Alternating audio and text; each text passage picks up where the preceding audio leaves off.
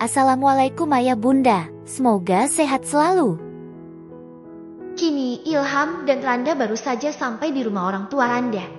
Ilham dan Randa dengan segera melangkah masuk ke rumah Pak Abdul. Assalamualaikum ayah ibu.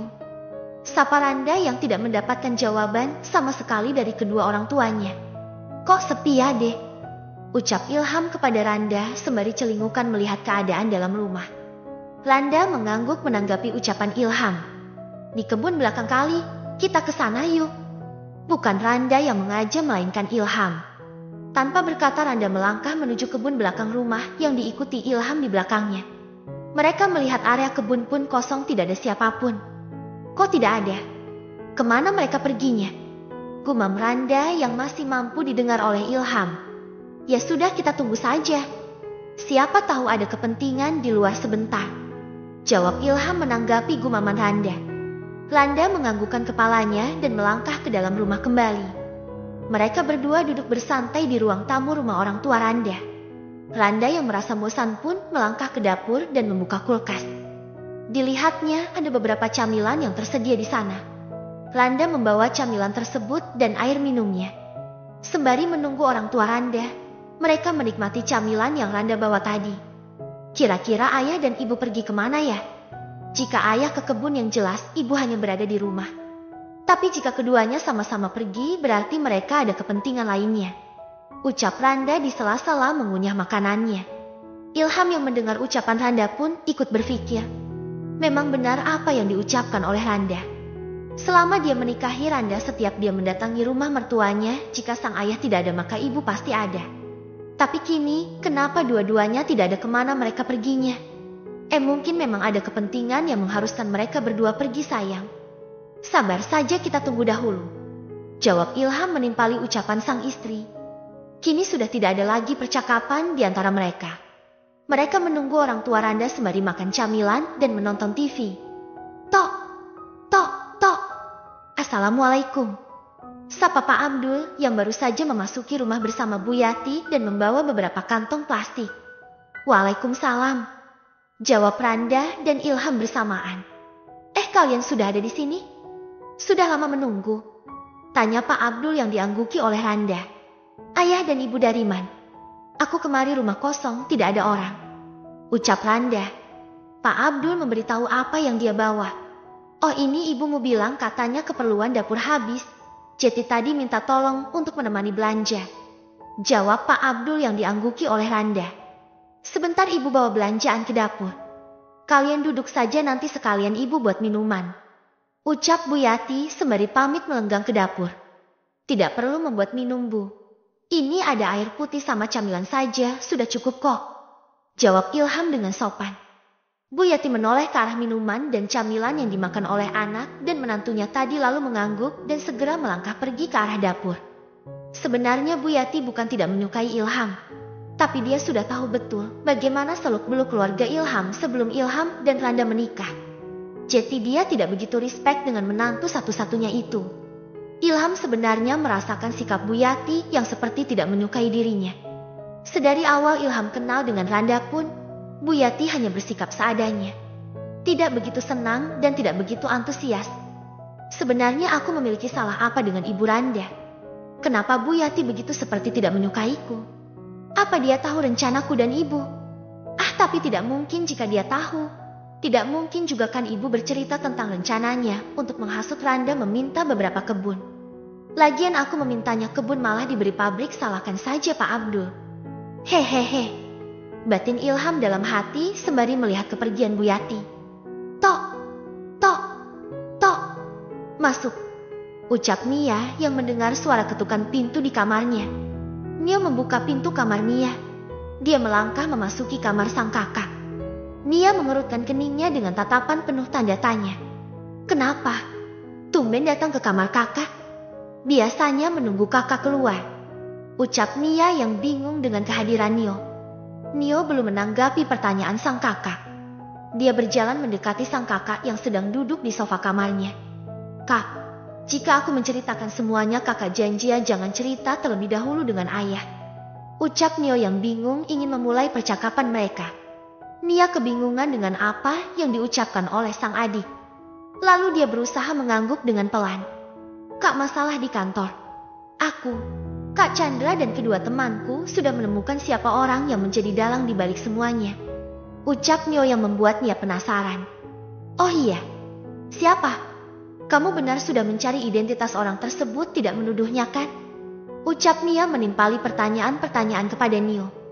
Nio terdiam lagi, dia ragu ingin bercerita. Tapi dia tidak bisa menyembunyikan semuanya sendirian. Mau bagaimanapun benar kata Pak Heri, dia harus mencari solusi dengan sang kakak.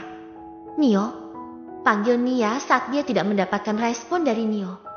Nio menoleh ke arah sang kakak dan mengangguk yakin. Aku sudah memastikannya, bahkan Pak Heru ikut campur dalam pemastian kebenarannya. Jawab Nio yang membuat Nia semakin penasaran. Nia mengerutkan keningnya dengan heran. Kenapa harus membawa Pak Heri? Tanya Nia yang semakin penasaran. Karena hanya Pak Heri yang bisa memberi jawaban nyatanya. Jawab Nio. Nia masih bingung dengan ucapan sang adik. Nio, kakak masih belum bisa mencerna ucapanmu. Jeti, tolong ya ceritakan sedetail mungkin. Kakak bingung dengan semua ceritamu jika kamu berbelit-belit seperti ini. Ucap Nia kepada Nio. Nio menghela nafasnya dalam-dalam dan menghembuskannya secara pelan. Aku tidak bisa sedetail mungkin menceritakan ucapan Pak Heri.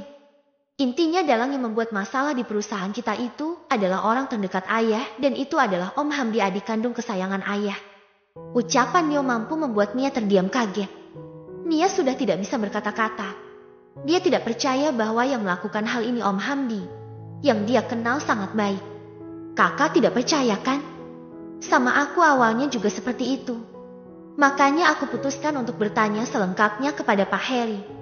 Karena menurutku hanya Pak Heri yang sudah lama mengabdi di perusahaan ayah. Dan menjadi kepercayaan ayah sampai saat ini. Lanjut Nio yang membuat Nia masih terdiam tanpa berkata. Tapi memang itu kenyataannya, Kak. Om Hamdi yang menjadi dalang di perusahaan kita bahkan sebelum perusahaan ayah diberikan kepada kakak. Ucap Nio lagi yang membuat Nia semakin terkejut. Jadi maksudnya Om Hamdi melakukan hal ini bukan hanya sekarang. Dahulu juga pernah melakukan hal ini. Tanya Nia yang diangguki oleh Nio. Nio menceritakan semuanya kepada Nia, apapun yang diceritakan oleh Pak Heri tadi. Astaga, keluh Nia sembari memijat keningnya yang merasa pusing. Nio menatap ke arah sang kakak dengan sendu. Dia merasa kasihan dengan sang kakak. Kakak baru saja memegang perusahaan milik ayah. Masa kakak langsung diberikan masalah seperti ini? Bahkan kakak belum begitu paham dengan semua tentang perusahaan. Keluh Nia kepada Nio. Sabar, Kak, anggap saja ini cobaan untuk kakak agar bisa naik derajat. Aku janji akan membantu kakak sebisa mungkin.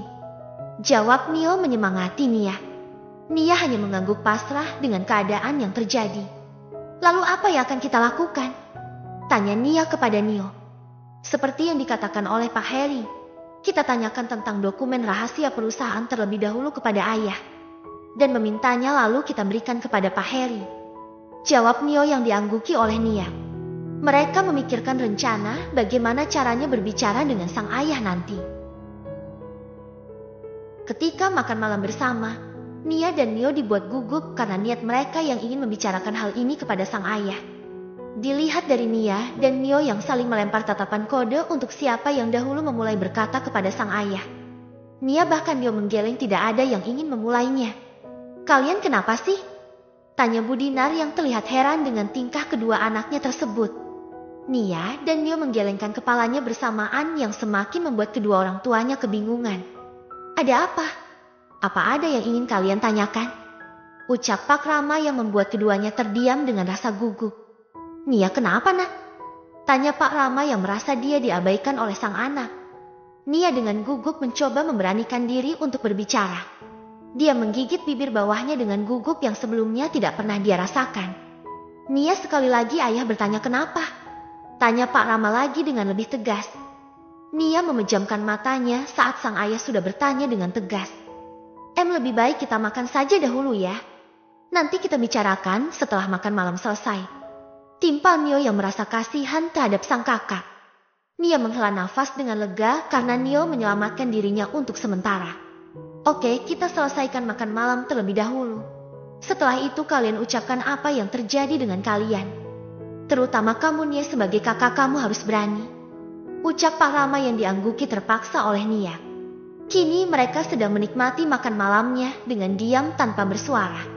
Beberapa menit kemudian, akhirnya mereka telah menyelesaikan makan malam mereka. Kita ke ruang keluarga sekarang. Ucap Pak Rama dengan singkat tapi tegas. Nia, Nio bahkan Bu Dinar pun tidak ingin banyak kata. Mereka diam dan dengan segera melangkah menuju ke ruang keluarga. Setibanya di sana Nia sengaja mengambil tempat duduk di dekat sang adik agar mereka berdua bisa berkompromi untuk bertanya dengan sang ayah. Pak Rama menatap kedua anaknya yang merasa takut. Sekarang katakan ada apa dengan kalian? Tanya Pak Rama mengintimidasi. Ayah, seperti yang telah ayah ketahui bahwasannya di perusahaan memiliki masalah yang cukup rumit bagiku dan Nio. Ucap Nia yang membuat Pak Rama menganggukkan kepalanya. Tapi bukan masalah itu yang ingin aku katakan kepada ayah. Lanjut Nia yang membuat Pak Rama maupun Bu Dinar heran. Lalu, apa ada masalah lain yang lebih mengejutkan? Tanya Pak Rama lagi yang membuat Nia dan Nio terdiam. Maaf menimpali, sebelum kita menceritakan sesuatu. Apa bisa Nio minta dokumen rahasia penting perusahaan yang ayah bawa? Tanya Nio yang masih terdengar sopan di telinga sang ayah. Untuk? Tanya Pak Rama dengan singkat. Hanya ingin memastikan bahwa ayah benar yang membawa dokumen penting perusahaan itu dan bukan orang lain. Jawab Nio dengan lantang. Kamu tidak percaya dengan ayah? Tanya Pak Rama yang membuat Nia dan Nio terdiam dan menjawab. Kenapa diam? Tanya Pak Rama lagi yang melihat kedua anaknya hanya terdiam. Nia menggelengkan kepalanya bertanda tidak. Bukan begitu maksud Nio ayah. Ayah kan berkata bahwasanya perusahaan itu sudah tanggung jawab Nia dan Nio. Apa salahnya jika kita berdua meminta dokumen perusahaan yang mungkin tidak kita ketahui sejak awal? Terang Nia yang berusaha memberanikan diri untuk berbicara. Pak Rama hanya menganggukkan kepalanya dengan santai. Tunggu sebentar. Jawab Pak Rama singkat lalu berdiri melangkah menuju kamarnya. Nia dan Nio menunggu sang ayah dengan perasaan yang gugup. Ting! Hingga notifikasi ponsel milik Nia berbunyi membuat Nia langsung menoleh dan meraih ponselnya tersebut. Nia, bolehkah aku bertemu dengan Risa? Aku rindu sekali dengannya. Aku harap kamu mengizinkan aku untuk bertemu dengan anakku. Nia membaca isi pesan yang dikirim oleh Ilham. Dia mendengus dengan kasar sehingga membuat perhatian Nio dan Bu Dinar teralihkan kepadanya. Kenapa sih kak? Tanya Nio menoleh ke arah sang kakak yang sedang berada di sampingnya. Ilham mengirimi aku pesan lagi. Dan lagi-lagi itu alasan dia untuk bertemu dengan Risa. Rindu segala lagi katanya.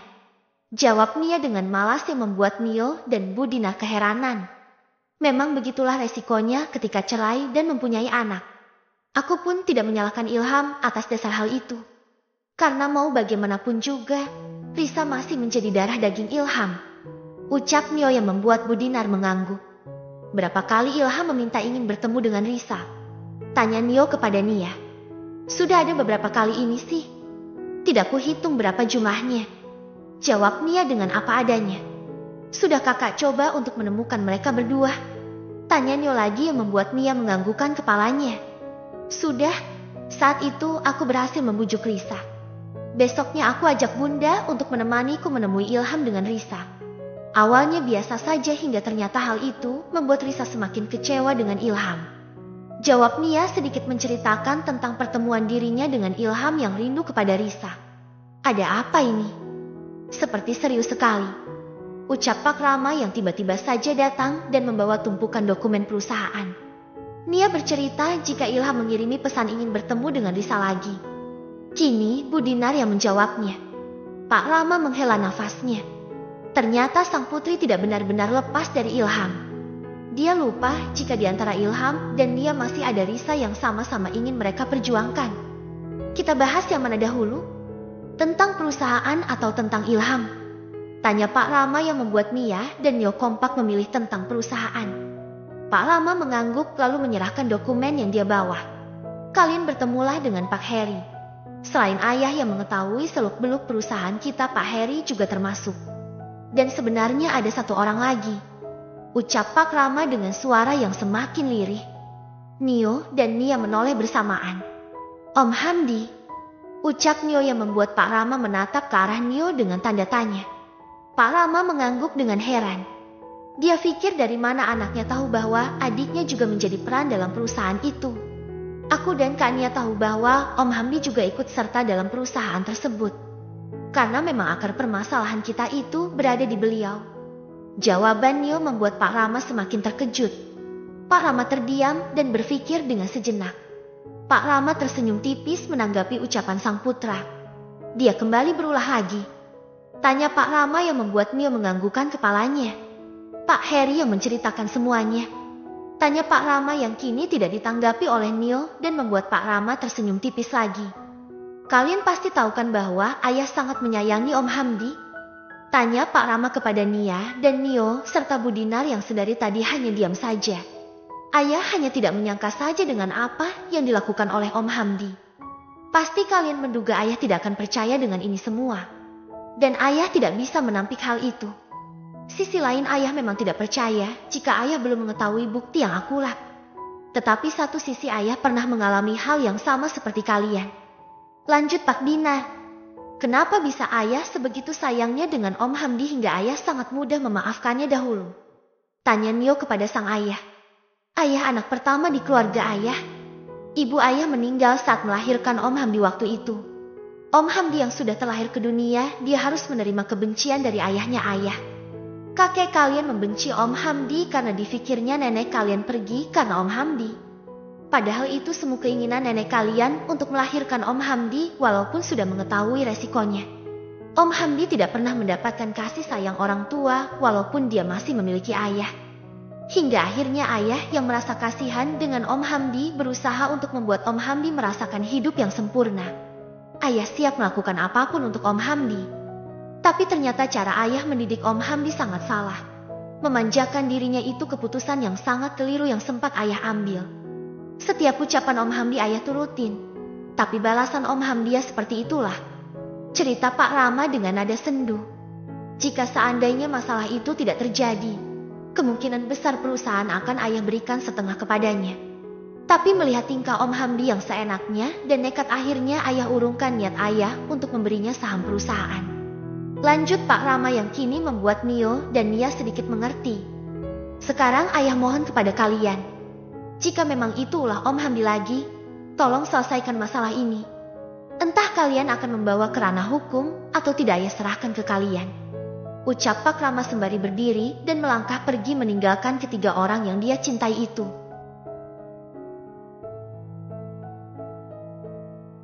Bersambung.